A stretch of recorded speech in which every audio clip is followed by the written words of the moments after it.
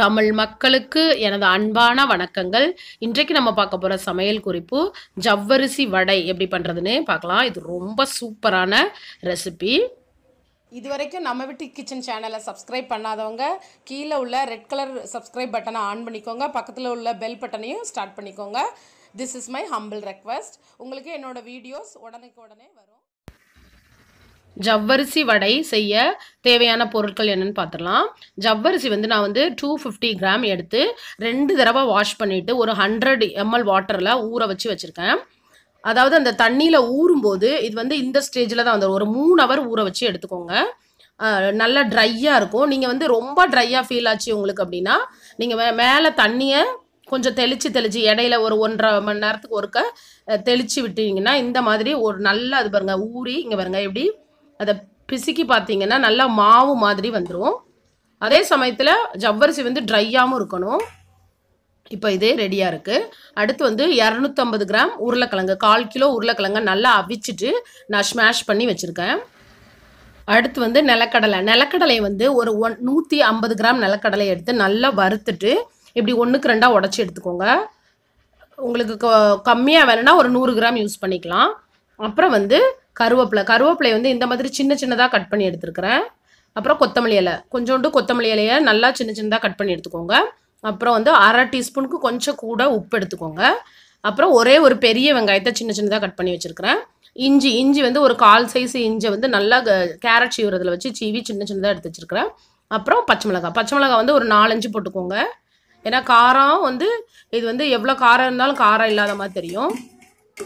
இப்போ ஜவ்வரிசியை நான் ஒரு பெரிய பாத்திரத்தில் போட்டிருக்கேன். பாருங்கள், இந்த மாதிரி உதிரியாக இருக்கணும். நீங்கள் கொஞ்சம் கூட இதில் ஈரத்தன்மை இருந்தது அப்படின்னா எண்ணெயெல்லாம் குடிச்சிரும்.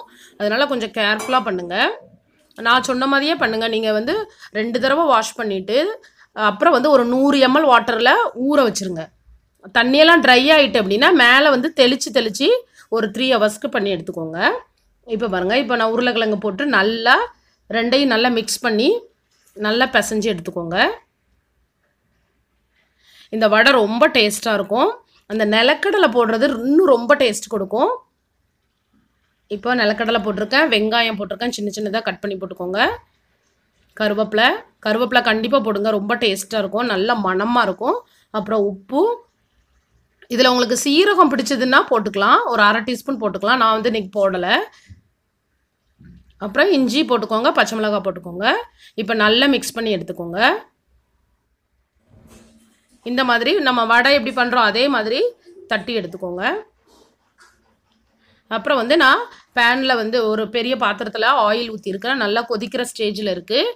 இப்போ நம்ம வடையை பொரிச்சிடலாம். இது இந்த ஜவ்வரிசி வடை வேகத்துக்கு கொஞ்சம் நேரம் ஆகும். இந்த ஜவ்வரிசி ஒரு மாதிரி ஒரு வித்தியாசமான ஒரு தன்மை வாய்ந்தது. ஸோ அது வேகத்துக்கு நேரம் ஆகும். நீங்கள் மீடியம் ஃபயரில் நல்லா அதாவது இந்த சைடு ஒரு 7 நிமிஷம், அந்த சைடு ஒரு 7 நிமிஷம் அந்த மாதிரி பொரிச்சு எடுத்துக்கோங்க.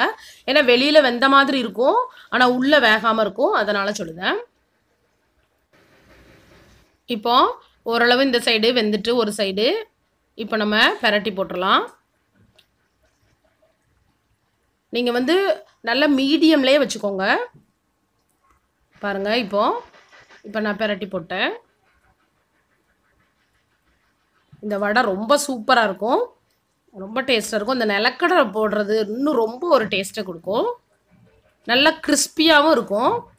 இப்போ பாருங்கள், நான் நல்லா 2 திருப்பி போட்டு நல்லா ஃப்ரை பண்ணி எடுத்துட்டேன். இந்த மாதிரி ஃப்ரை பண்ணி எடுத்துக்கோங்க, இல்லைன்னா உள்ளே வேகாமல் இருக்கும்.